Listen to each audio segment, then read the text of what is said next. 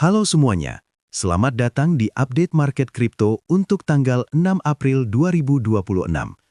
Hari ini, kita akan membedah bagaimana kondisi makro yang sedang penuh dengan tekanan inflasi dan kebijakan moneter global mempengaruhi pergerakan harga aset digital kita.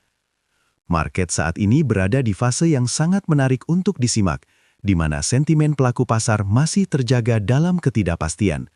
Mari kita lihat apa saja yang perlu kita waspadai hari ini.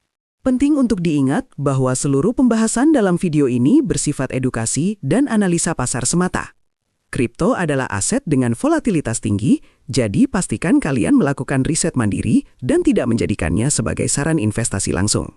Segala keputusan yang diambil sepenuhnya adalah tanggung jawab masing-masing. Melihat kalender ekonomi global, kita sedang menuju beberapa hari yang cukup krusial. Hari ini, di jam 10 malam, kita akan memperhatikan ISM Services PMI dari Amerika Serikat. Selain itu, minggu ini juga ada beberapa rilisan penting, mulai dari kebijakan suku bunga Bank Sentral Selandia Baru hingga rilis data penting seperti Core PCE Price Index dan data CPI di akhir minggu nanti.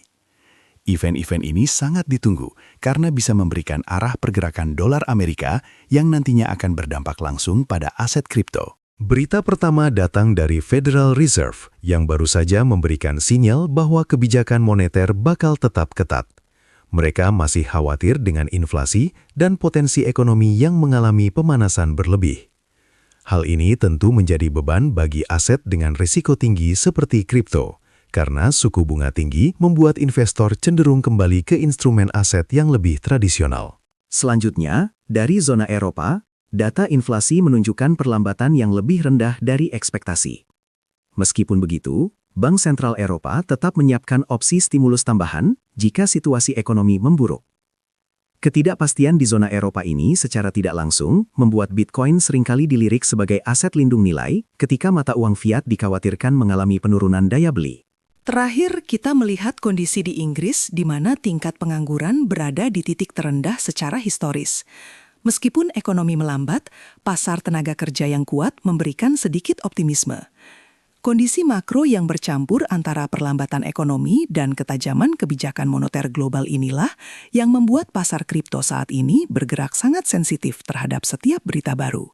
Melihat indeks ketakutan dan keserakahan, saat ini kita berada di level 35 atau berada di zona ketakutan.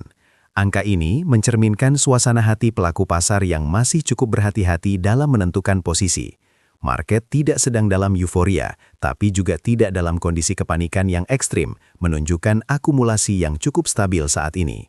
Indikator Pi Cycle Top saat ini menunjukkan jarak yang masih cukup lebar antara harga saat ini dengan level puncaknya. Jika kita analogikan seperti lampu peringatan pengereman di jalan tol, kita saat ini masih berada jauh dari titik merah yang menandakan kejenuhan harga. Indikator ini sangat berguna untuk memantau apakah kita sudah berada di zona bahaya atau masih dalam fase pertumbuhan. Perhatikan juga Puel multiple kita yang berada di level 0.62.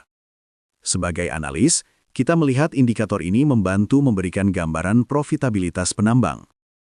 Nilai ini menunjukkan bahwa kita belum berada dalam fase di mana penambang melakukan aksi jual besar-besaran, yang seringkali terjadi saat pasar mencapai klimaks siklus tertentu.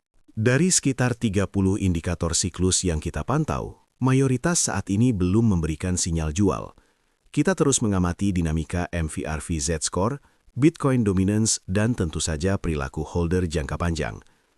Melihat data yang terkumpul, struktur pasar masih menunjukkan ketahanan, meskipun tekanan eksternal dari ekonomi global terus memberikan tantangan bagi para investor. Sekali lagi, semua yang kita bahas hari ini adalah murni untuk tujuan edukasi dan analisa. Harap selalu gunakan manajemen risiko yang bijak. Kripto adalah pasar yang menuntut kesabaran dan riset yang mendalam. Terima kasih telah menyimak. Sampai jumpa di update berikutnya.